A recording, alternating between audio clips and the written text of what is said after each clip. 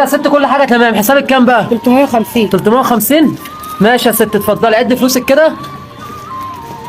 تمام مظبوط يا جيمي. هستنى منك كل يوم بضاعه ماشي؟ ان شاء الله. بقول لك ايه، ثانيه واحده لقيت 100 جنيه جوه الشنطه. بجد شكرا والله، انا لسه معايا الحاجات دي كانت مكسبها. يا ست لا، ربنا يرزقك. ربنا يفتح ربنا يرزقنا حالك. بالحلال. ربنا يفتح ماشي، حالك. توكل على الله كل يوم ان شاء الله هستناك. ان شاء الله. ايه، تدخل البضاعه يلا جوه في المخزن. حاضر يا عم جيمي.